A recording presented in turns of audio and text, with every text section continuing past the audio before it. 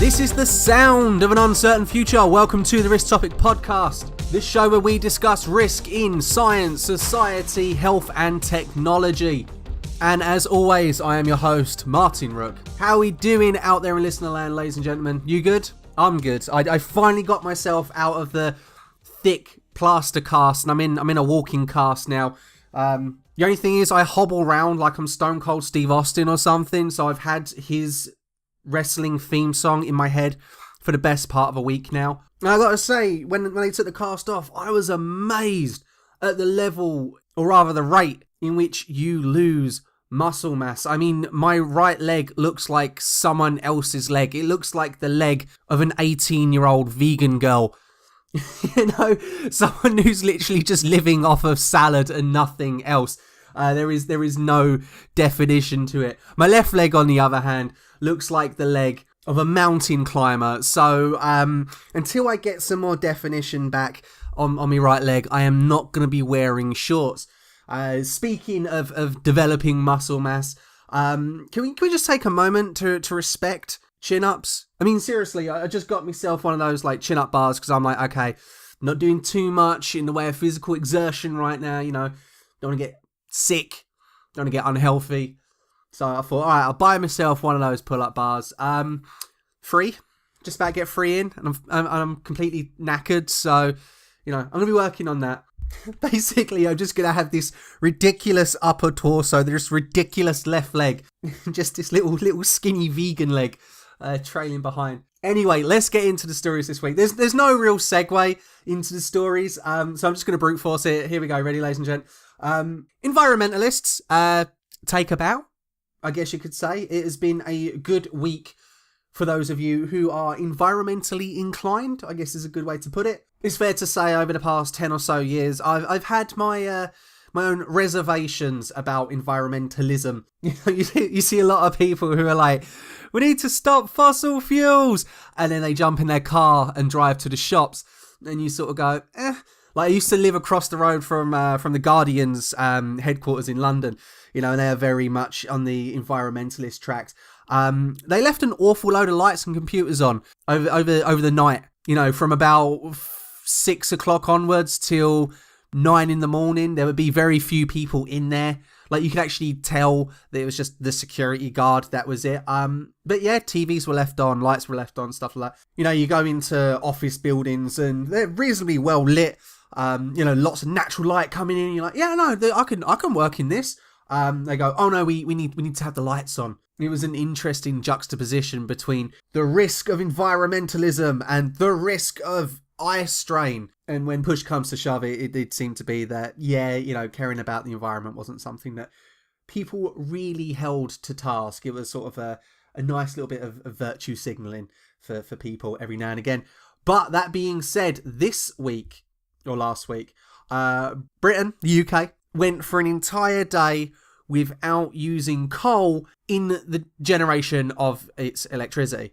Apparently that is the first time since 1882 that Britain has been able to generate 100% of its electricity without using any coal.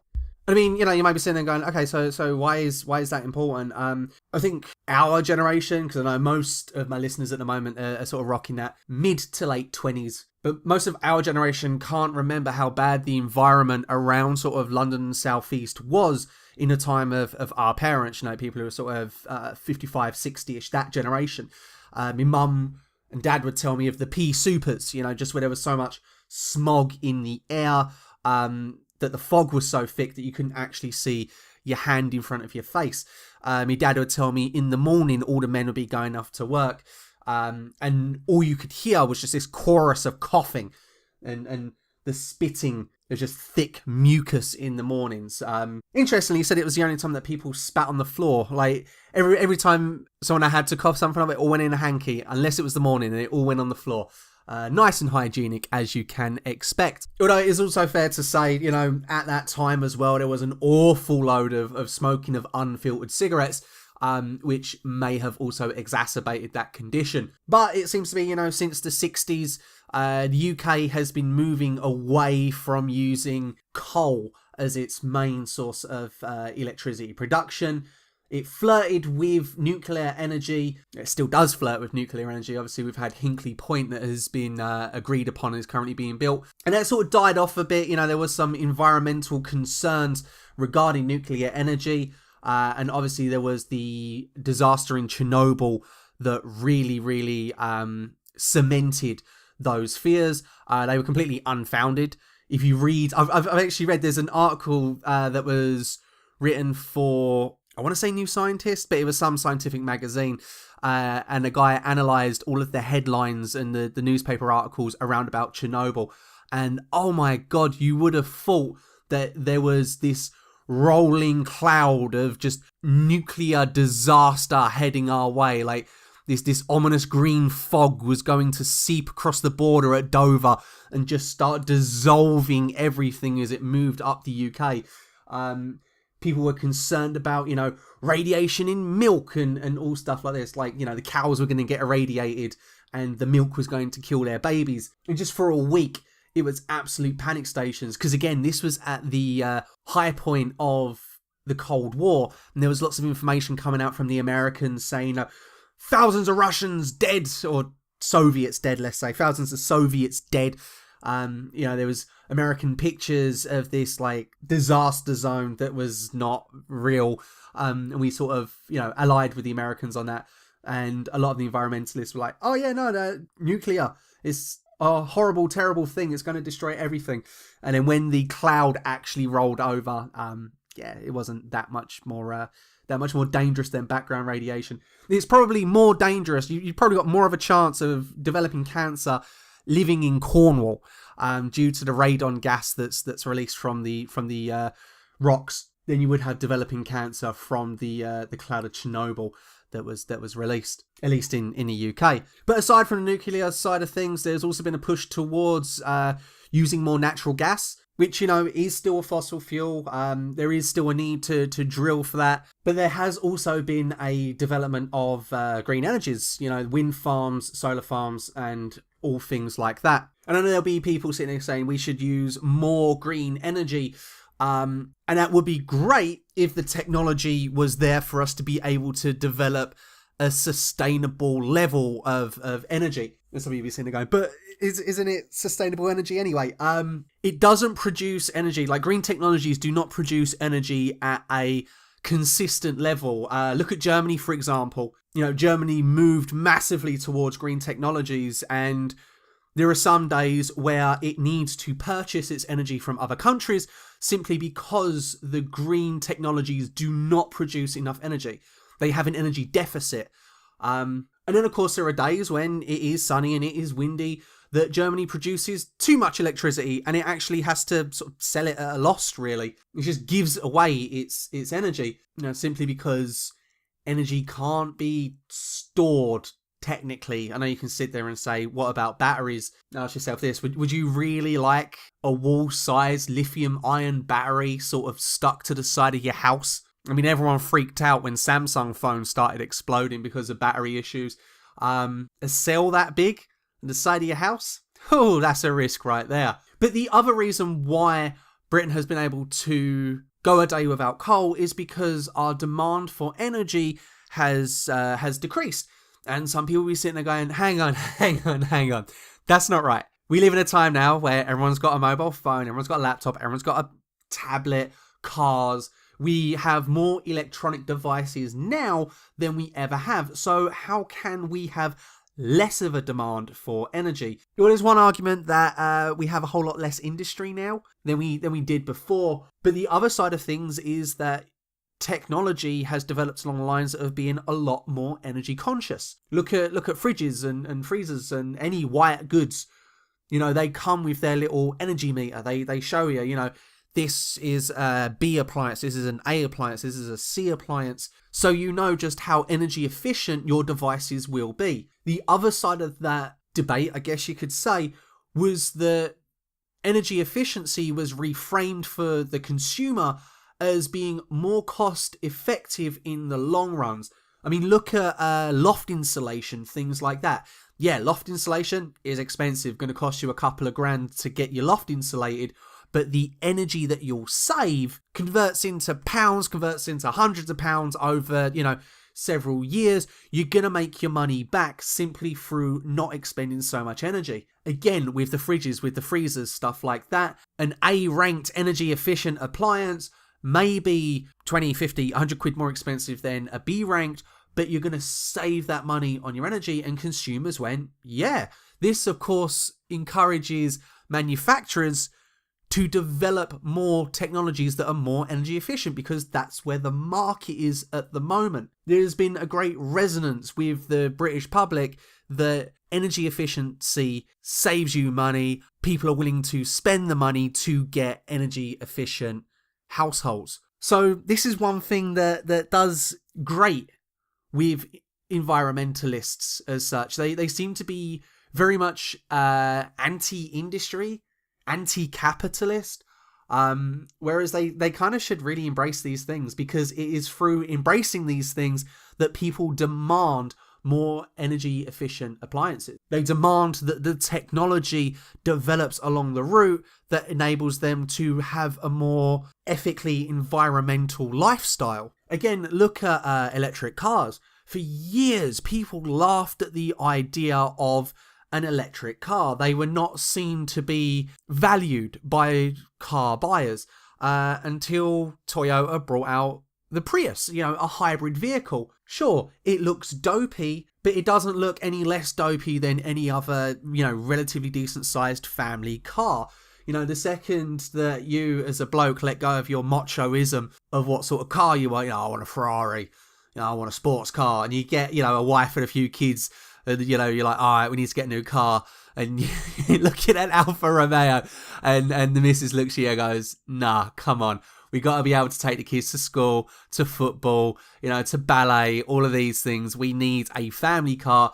You sort of start going, okay, well, what else is there out on the market? And you could get a people carrier, or you could get this Prius. And the whole gimmick of the Prius was that, yeah, it uses petrol when it needs to, but it uses electricity when it doesn't. And for a lot of people, they live in cities. They drive reasonably short distances, 5-10 miles here and there. So having a car that can switch between the two, sure, it made sense. Not only did it save them money, supposedly, on petrol, it also did good for the environment. Now what we're seeing is the Tesla coming out, and the Tesla has so many gadgets and gimmicks behind it that people of our generation, the more technology savvy, the more consumer minded, I guess you could say, looking at the technology behind the Prius and going, oh, that's interesting. The possibility of self-driving cars, yeah, okay, it's only in America, but the possibility of self-driving interests the consumer, mainly because it is a technological marvel, more so than, it is a fully electric car that will save the environment. Not interested in that. It just has some cool technology behind it, and it looks half decent as well. Yeah, okay, high price point. I'm probably not going to own one. I doubt any of you lot listening are going to own a Tesla. But then the idea that the more technology evolves and develops, the cheaper these green technologies will be. Soon it will be very, very cheap for you to buy a second-hand car and a hybrid motor, and be able to put the hybrid motor in the chassis of, your 80s Golf or your Ford Focus if you want to be a bit of a boy racer, because they'll probably save on your petrol. You'll probably find insurance companies will go, we seem to notice that people who drive hybrid engines are a little bit safer, so we'll lower premiums. And people go, yeah, sure, okay. Little bit of money up front, save money in the long run. Now, those of you who are still listening, wow, thank you. That was a bit of a tangent we went on there. But it's not just a good news week environmentally for the UK. China, China, the poster boy for poor air quality right now, has come out and said that it's going to halt the construction of coal-fired power plants in 15 regions of its country. And this seems to be a great step forward for China. Wow, that was a poor choice of words. But it's a step forward for China in addressing its poor image in regards to not environmentalism as such, but just the pollution risk, or rather the risk of health issues in regards to the poor air quality especially in, major Chinese cities. And it does seem to be a bit of a coal power bubble in China at the moment, brought on mostly by cheap coal prices, because as countries like Britain and other Western nations move away from coal, the value of coal absolutely plummets. So it allows nations like China and other sort of BRICS nations, Brazil, China, India, Russia, and South Africa, to snap up these coal supplies and put them to work in developing power for their citizens. And just to give you an idea of how much China's energy capacity has grown, and this growth is in one part impressive and in other parts terrifying. China's total electricity generation capacity went up by 11.8% last year, and it reaches currently about 1,485.8 gigawatts, 1,000 gigawatts of which was generated through thermal power, mostly through coal. And of that went up by 9.4% on the year as well. So with steps like this, China hopes to raise its share of non-fossil fuels to 15% of its total primary energy usage by 2020, which would be about a 12% increase in non-fossil fuel energy production. And it's very, very interesting how the grassroots movement of China has pushed for this change. My other supervisor, who'll be known as the Doctor, I'll see if I can get her on at some point, because her study was absolutely fascinating. She's Chinese, and she went to China, and she was speaking to a lot of these Chinese environmental activists. A lot of them were Western educated, but they saw the pollution problem in China, and it'd be very, very difficult for you to look outside and see people having to walk around with masks on and go, that's fine, that's not a problem. So they said, okay, we need to change this. But what was interesting, and what she reported in her article, was that the Chinese activists, they took to social media, and they took to monitoring air quality as a source of national pride more than anything else.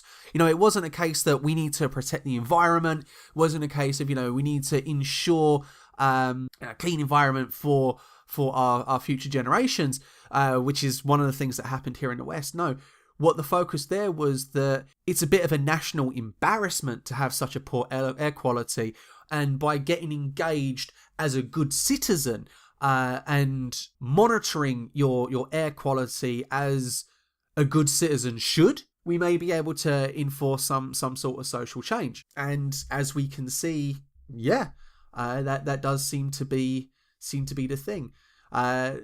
Also, what's happening is that China's coal conversion plants are also coming back to life, and the whole idea of these was that they are trying to convert coal into slightly more usable sources of energy. So they could be, or rather they could take coal and turn it into something like petrol, petrochemical feedstock, could make plastics out of it, or turn it into gas.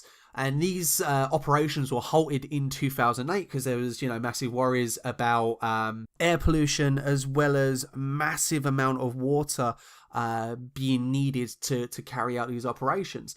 But again, given the low price of coal at the moment, and the desire to move towards more environmentally friendly energy production for China, maybe these coal conversion plants are a necessary evil at the moment. And as we've seen, if the technology does develop, it might enable there to be slightly more greener activities in the future. But again, all that will be worth nothing if there is massive water pollution resulting in people getting sick. I mean, when it comes to pollution as such, China really doesn't care.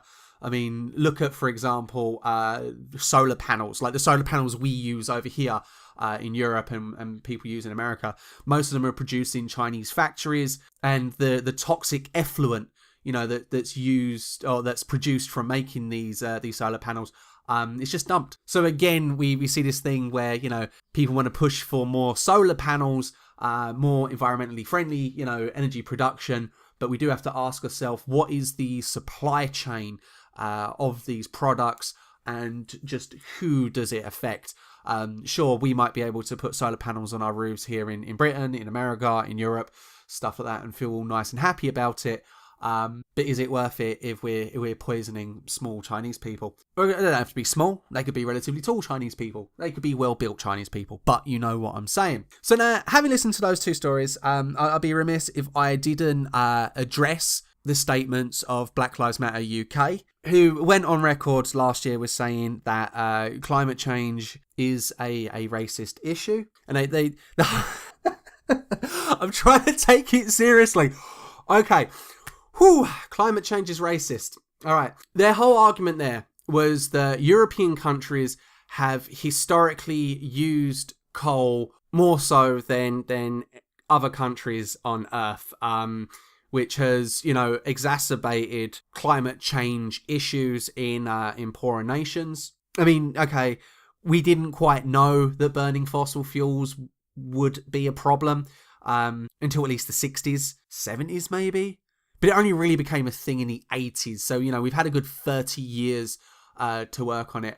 They sort of singled out Britain because, Britain, we did push for the Industrial Revolution earlier than most nations, used coal earlier than most nations, going back to the 1800s, as we saw. Guys, take the loss on this one. Just take the loss, okay? Because nations genuinely are taking steps to address the issues of yesteryear. The result of which, as we've seen, is development of technologies that have enabled us to use or have less of a demand on energy, despite the fact that we are using technologies more and more and more. Although Britain was one of the first nations to implement coal in its energy production, we have now been able to go one whole day without using coal in our energy production. Hopefully, as we move forward in time, we're going to see no coal days become more frequent until they are the new status quo.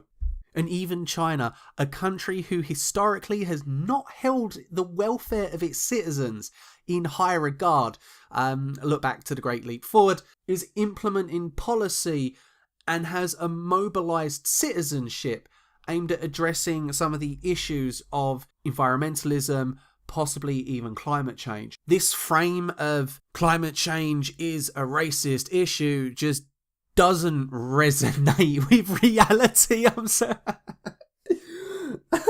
I'm just trying to imagine how smog disproportionately affects the biology of non-whites more than whites, and it's laughable. No, I can't. This has killed the podcast. Okay, I'm gonna move on here, make myself a cup of tea, compose myself, and come back to you guys in the second segment. See you all again soon.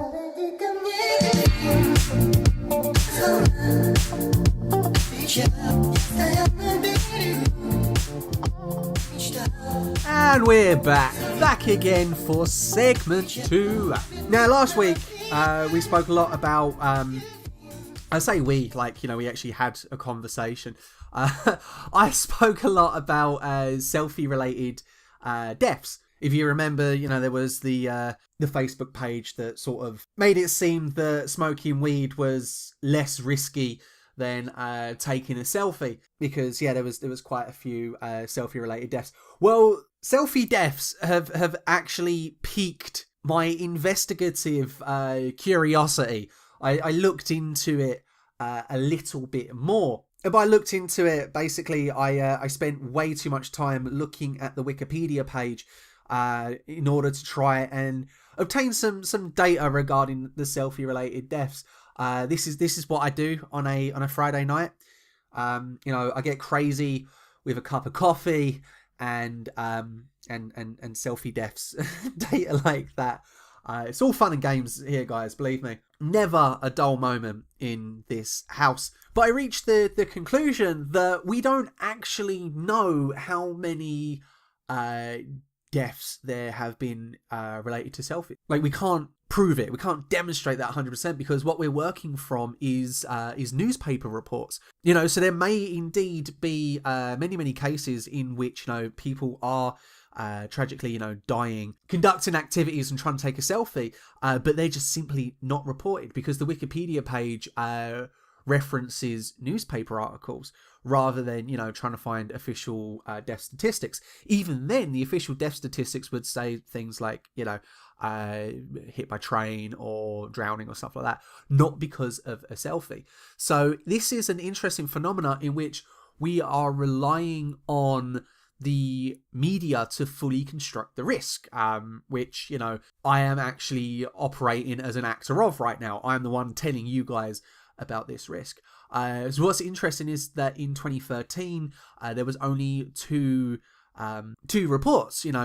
One person, in one case, I should say, someone was blown up. It was there was a bunch of girls. I think it was in Beirut. They were, grouped together trying to take a selfie. A car drove up behind them. It was a car bombing, and tragically one girl was killed, and in another, someone was hit by a train. But what we've then seen since is this interesting proliferation of reporting of selfie-related deaths.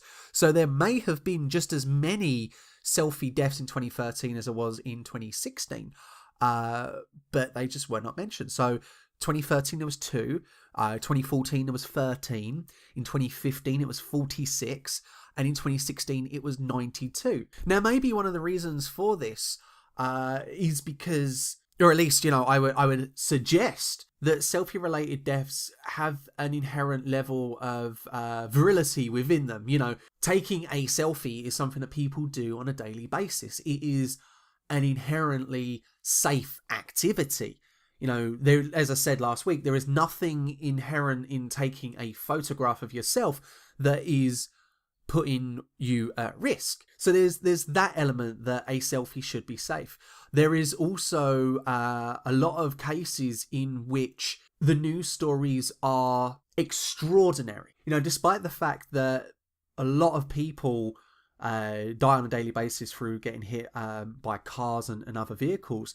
To be honest, there was only 8 cases over the 4-year period, 8 cases out of 153 cases in which people died from getting hit by a car or a truck or something like that. Even then, those cases that were reported, for the most part, it was where the driver was the one taking a selfie and collided with a pedestrian or collided with another vehicle. However, these cases only seem to take place in 2014 and 2015. There was nothing that was reported in 2016. Incidences where people had died through being shot, died in explosions, whether they were crushed or gored by animals, seem to have been reported in regards to the unusualness of the situation, especially where people were shot. For the most part, they were posing with weapons, and the weapon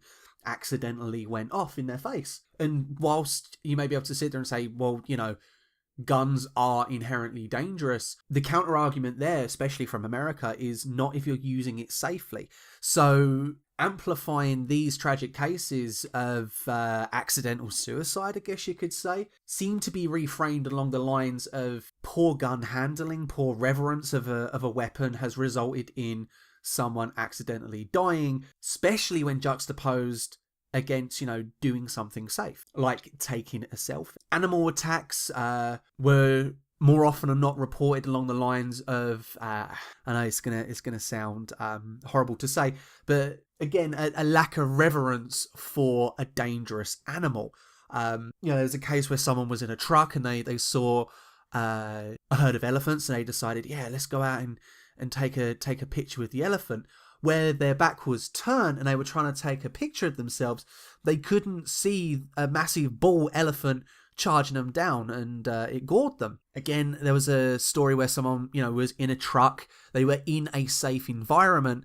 They saw, I can't remember what animal it was. I heard a buffalo or big animal like that, and decided to get out and take a picture with them, leading to them getting gored to death. Now, looking at the news reports for the explosion data, the car bombing in 2013 was presented as a tragic, loss of life, to which, those girls had no input in the risk situation. It wasn't a risk that they voluntarily accepted.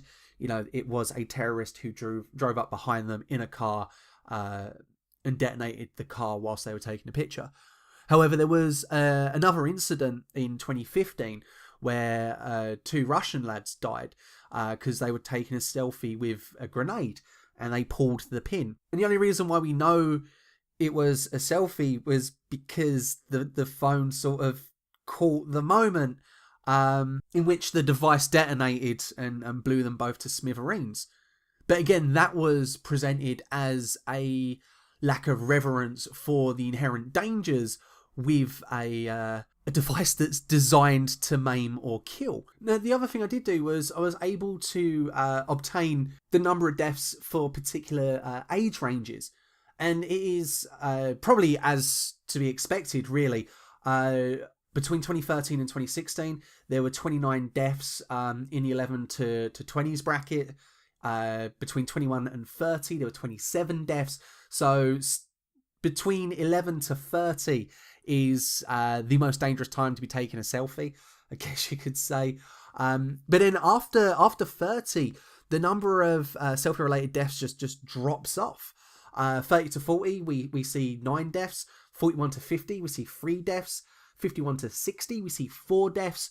And 61 to 70, we see 3 deaths. Very, very few of these deaths seemed to be, well, for lack of a better word, completely random. A lot of the deaths seemed to be from tourists or people visiting certain areas and deciding to take pictures in very precarious locations. I think the only one that you could sit there and say would have been completely random were the 3 ladies who were crushed in 2016. They were inside sort of a glacial cave, and the roof caved in on them. I've been caving before. It happens. You have no forewarning. There was a story where 5 young tourists, they all lost their lives because they were all leaning on like a bar, like a barrier that was overlooking a cliff. The combined weight of 5 people was obviously too much for this cliff for this bar. And the bar gave way and they all fell to their deaths. And also what we tend to find with a lot of the deaths from about 40 onwards, these are a lot of later in life tourists. They've made their money in their earlier years. They've decided to go see the world. They might be going, for a second honeymoon or something like that. And they turn their back to the danger in order to take a selfie. And I don't know, it almost seems to be that you find a lot of the tourists who are dying come from areas where there has been a lot of, for lack of a better word, government involvement in managing risk. And that's not to sit there and say, that the government is very bad at managing risk. In fact, they're quite good at it. There's a lot of public service announcements. There's a lot of expectation of appropriate behavior that's designed to mitigate risks. You see quite a few European, German tourists, Chinese tourists, stuff like that, who are balancing on rocks, over cliff ledges and over ravines and things like that. And it almost seems to be that there is an expectation that because their home nation is relatively safe, that by traveling they have also brought with them this sense of security to other regions. I mean, fall data, falling from buildings was obviously a lot less, but falling from natural structures, we're looking at about 32 cases over a 4-year period. Falling from structures and buildings and things like that was about 10 cases. So there was 42 falls overall that resulted in deaths, and a lot of them were tourists. There was one tragic case where Chinese fella, he fell down the stairs of the Taj Mahal, and you have to wonder just how much of his death was down to him removing his attention from where he was stepping in order to take a picture. Have people from nations that are risk societies become so complacent and so comfortable with the mitigation of risk that they do need to be reminded not to do silly things like try and take a selfie whilst hanging out of a train. 17 people dying from getting hit by trains or falling out of trains. Do they need to be reminded not to stand on top of trains because there is an electrocution risk? Even if there are those warnings up, do they need to be in every language? Not being reminded that these risks exist, does it allow people to forget that these risks are a possibility?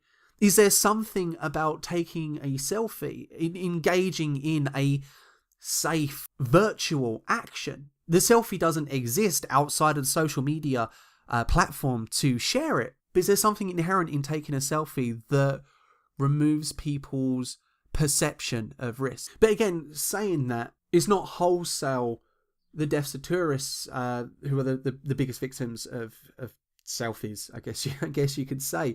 When you look at a lot of places that the tourists visit, they're probably only 1 to 3 deaths over this 4-year period. We're looking at places like Romania, Serbia, Sri Lanka, Australia, Peru, and Italy, and even the UK. There's only been 1 selfie-related death in the UK. And that was attributed to a suicide attempt. The young girl took a photo of herself saying, "This is the last picture before I die," and she threw herself in front of a train. But for the other countries that I mentioned, it does seem to be a overconfidence in one's ability to control the environment. An overconfidence in one's ability to stand on a ledge and not fall off. Overconfidence in one's ability to be able to stand on top of a train and not get electrocuted if you touch a wire. Yet we find the countries with the highest death counts, India with 83 deaths, Pakistan with 10 deaths, Russia with 9 deaths, the USA with 6 deaths, and the Philippines with 5 deaths, Turkey with 5 deaths as well. We tend to find that most of those deaths are attributed to nationals, especially in Russia. I think the majority of deaths in Russia were in regards to gun accidents and those 2 lads who blew themselves up with grenades. In the USA, it's mostly, again, gun accidents and a few car crashes. However, in Pakistan and India, a lot of the deaths from drowning. An awful load of deaths are from drowning. And I know in the UK we have had quite a few public service announcements regarding the dangers of swimming in bodies of water. Maybe that's something that India and Pakistan really should implement. And while especially in India, there was quite a few tourists who fell off cliffs and stuff like that, there does seem to be this new young generation of 20 to 30 somethings who are digitally connected, and they want to show, I guess you could say, that level of affluence in India and Pakistan, to be able to have a smartphone, have a social media account, to be very socially active in a country where I want to say, don't hold me to this, but just over 80%, 70% of the population have access to just electricity. And maybe it is a sense of national pride as well, to be able to show off your country on social media, to show people, if you have a global friendship, to show people the bounty of your nation. I can get that. I just can't help shake the feeling that there is an ignorance of risk, an ignorance of the danger that is inherent to nature, is inherent to technology like the bloody trains, that allows people to feel a sense of security when taking pictures for a virtual environment. So moving forward, I think I'm going to investigate this along 2 lines. What specifically is it about selfie-related deaths that makes it interesting for journalists, makes it interesting enough to write a story about? And not only that, have the number of stories propagate year upon year, but also what is the psychology behind taking a selfie in an inherently risky environment, or doing something inherently risky, like climbing on a glass roof to take a selfie, which was one of the cases, that makes it so incredibly attractive to young people? And is that any more or less different than the attractiveness to older tourists? And does this psychological phenomena impact an individual's decision making when it comes to risk assessment? Now, there'll be those of you listening who'll be sitting there going, did you really just spend another 15 minutes talking about selfie deaths? Yeah, I did. This is just really, really interesting to me. Don't worry, I'm not going to bore you every week with this, unless of course you want it. You can let me know. But as we move into the third segment, allow me just to take a moment to offer a public service announcement, ladies and gentlemen. Don't be silly when taking a selfie. The 5 likes from your old school friends and the 15 likes from strangers who happen to be perusing whatever hashtag you use is not worth your life. And don't stand on top of trains. Definitely, for sure. Don't do that. Right, third segment on its way. Cup of tea for me. See you in a sec.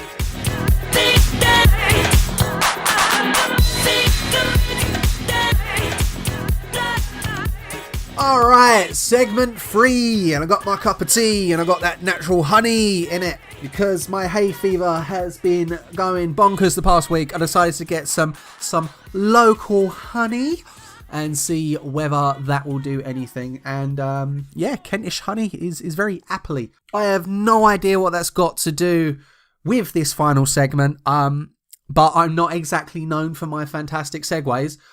So here we go. This was news that's been doing the rounds in the past day or so. You know, it's one of the benefits of doing a podcast on a Thursday is because journalists are still working rather than whatever journalists do on the weekends, sacrificing lambs to the great Bilal or something. I don't know. But a study from Sweden has been able to demonstrate that the contraceptive pill reduces general well-being of healthy women. Yes, that's right. We are going to talk about the ladies and all of you dames out there. Just a bit of background information. I have a little bit of an interest in female hormonal balance, I guess you could say. I did my dissertation on the effects of estrogen, or the phytoestrogen genistein, on breast and ovarian cancer. Obviously read up a lot on the mechanisms that estrogen can go through to cause cancer. Estrogen primarily binds to estrogen receptor alpha in low concentrations. High concentrations, it binds to estrogen receptor beta. The alpha receptor can go on to proliferate cancer.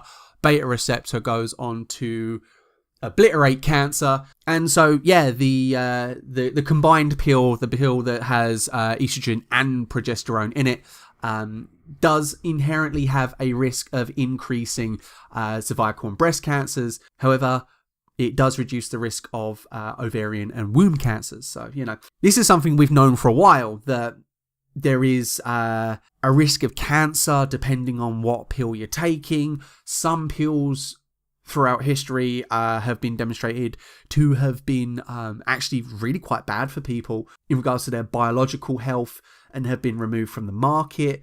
And this is one of the interesting things, as we said last week, about technology. We produce something. We have some piece of technology, whether that is, contraceptive pill or whatever, and we've developed it for a purpose, and we have no way of being able to envision all of the ways in which it may have an effect on people. Thalidomide was one of the worst examples. That was brought out to combat women's morning sickness when they were pregnant, and the result of which was deformed babies. For men, we seem to find the opposite. Viagra was originally brought out for assisting with heart complications. Found out it gave guys hard-ons, and the porn industry and geriatric perverts rejoiced. But it seems that there has been a shift away from evaluating the pill as having a biological risk, into focusing on the mental health issues, the social issues that could be at risk from taking the pill. Because again, when we talk about health, we seem to have this perception that health is physiological well-being. But that hasn't been the World Health Organization's definition of wellness, of being in good health, at least since the 60s. They consider wellness or well-being to be a balance of physical, mental, and social well-being. If you are in good physical health, you're a reasonably balanced individual who engages constructively in society, you are said to be healthy. But this Swedish study looks at about 340 healthy women aged between 18 and 35. They were given either prescriptions for a combined contraceptive pill. So the one that we talked about earlier, the one that has estrogen and progesterone in it. It is the most common type of contraceptive. Let's not start on any words there, Martin. Or they were given a placebo pill, so essentially a sugar pill, a pill that won't have any physiological effect on someone. And neither group knew which pill they were taking. And I'm assuming both groups were told not to have sex.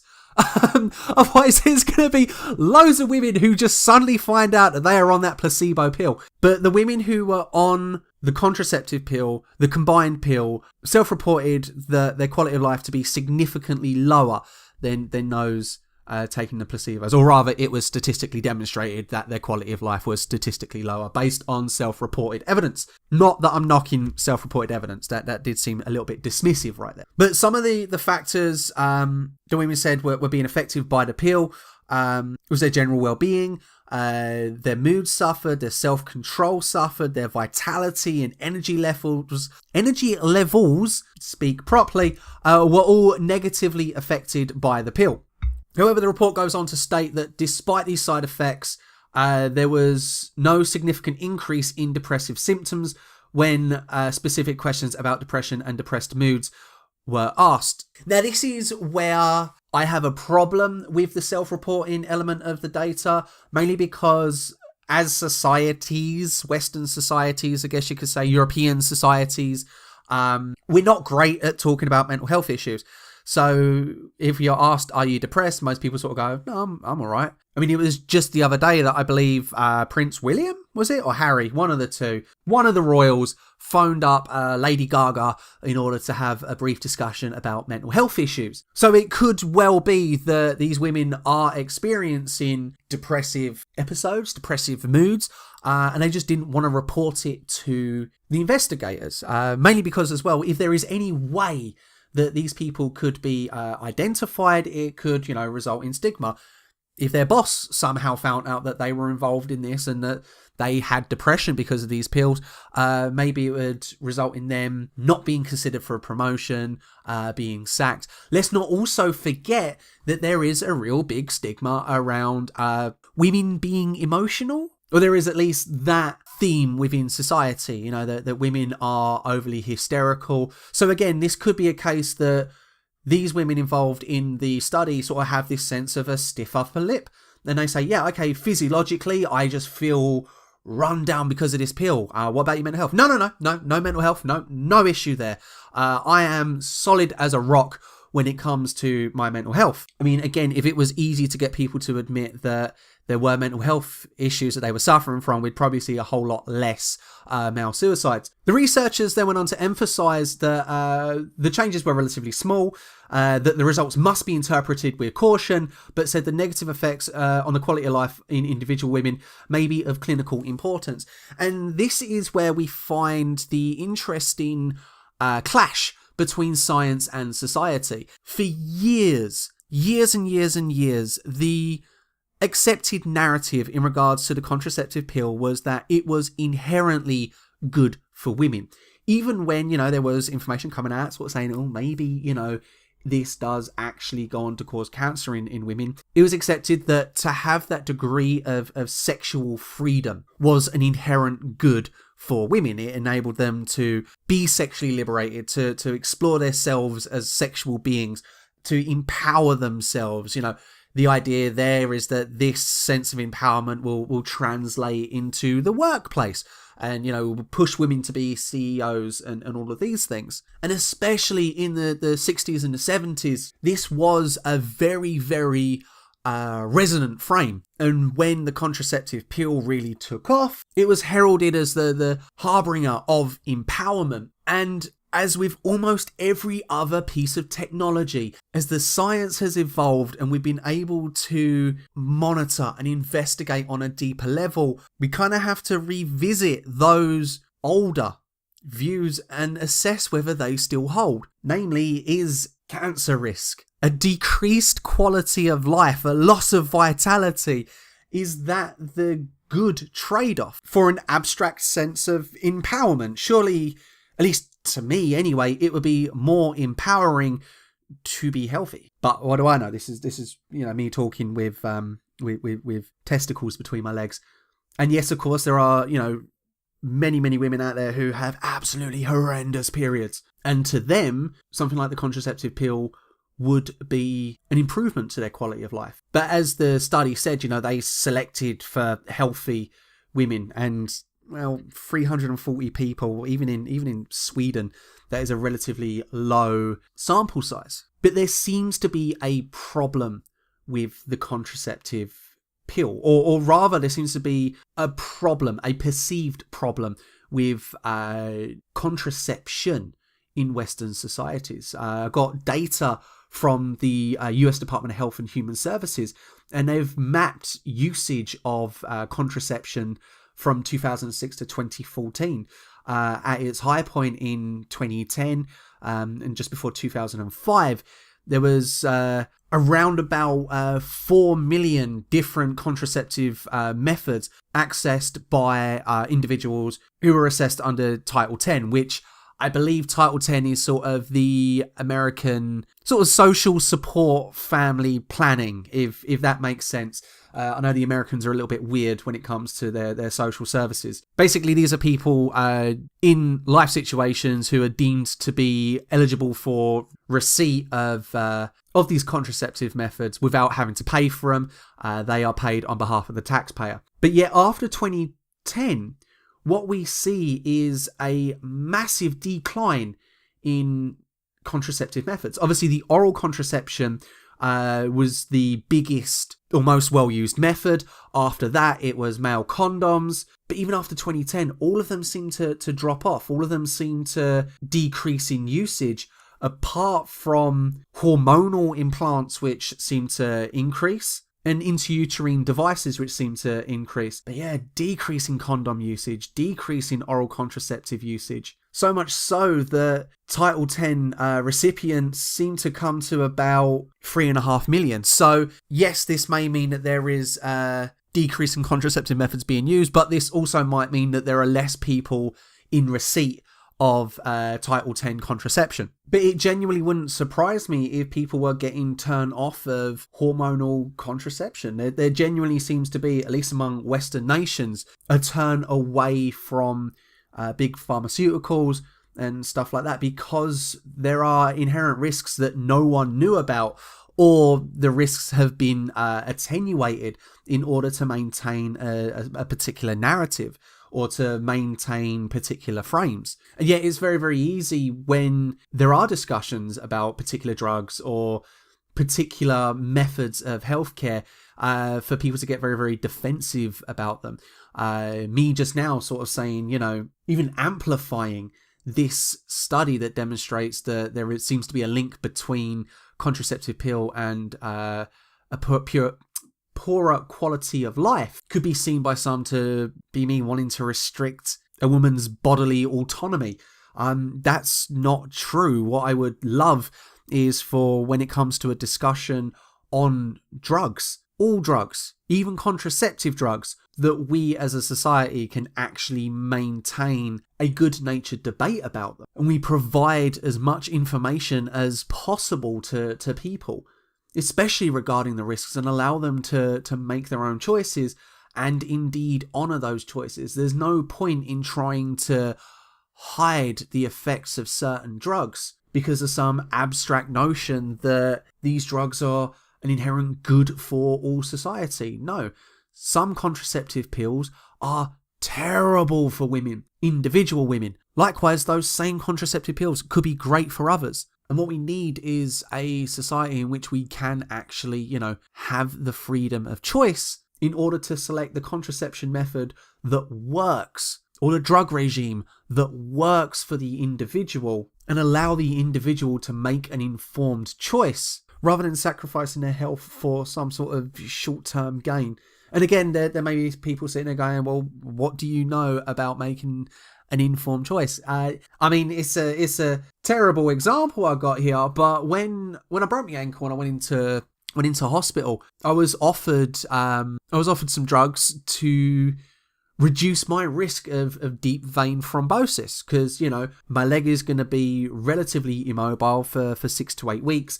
And that sort of sedentary lifestyle, I guess, does run the risk of me developing a blood clot in my legs, because the legs need the motion in order to pump the blood around. And, resting up, you don't get that motion. But this is where I'm lucky, having, studied what I've studied and having the interest in health and risk that I do, that I understood the risk factors, to which I didn't have any of them. I'm not overweight. I'm in my late 20s, reasonably active, reasonably healthy, bar the asthma, and I don't smoke anymore. So yes, there is obviously a risk that I could develop the blood clot, but to me, it wasn't large enough to warrant using those drugs. And again, we have no idea what the side effects of these drugs are. Back in the 60s, the contraceptive pill was seen to be relatively risk-free. And what we're finding out now is maybe that's not the case. But again, it comes down to what you as an individual are willing to accept as, well, for lack of a better word,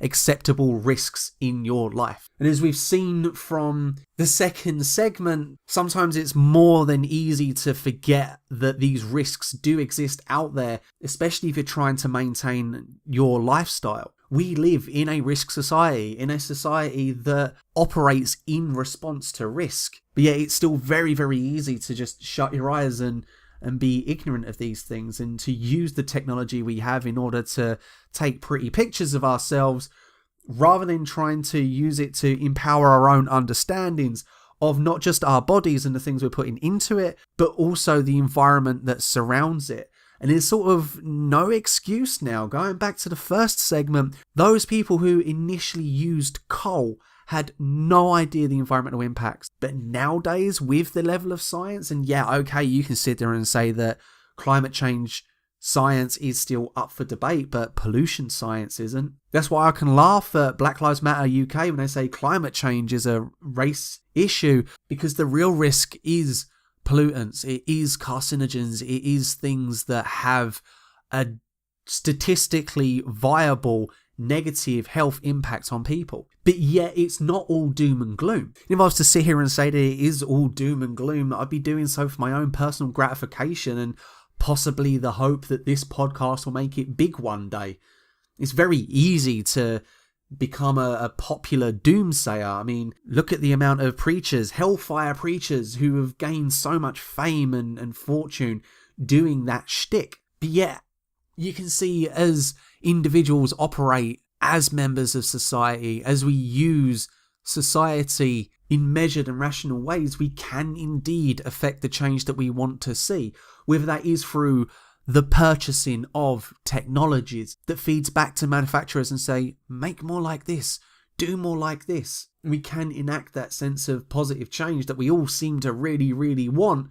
It just might take slightly longer for the science to come in and demonstrate the effects that we're having, especially if we're being hampered by well-meaning but yet slightly dated frames in regards to these risks, slightly dated narratives that do genuinely little to aid the progress of humanity, but just get in the way to allow people to feel better about themselves. See, there we have it, ladies and gentlemen. I managed to wrap that all up in a nice bow, make everything link together.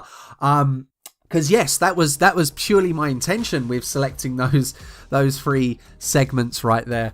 That wasn't just a random spur of thought that happened before your very ear holes. I hope you've enjoyed this episode. It has been an interesting episode to cover. If you have, you may feel free to follow this here podcast on SoundCloud, Stitcher, iTunes, and YouTube. You can follow me on Twitter. That's at Rookmartin, ROOKEMARTIN. This has been the Risktopic Podcast. We'll be back again next week. See you all then.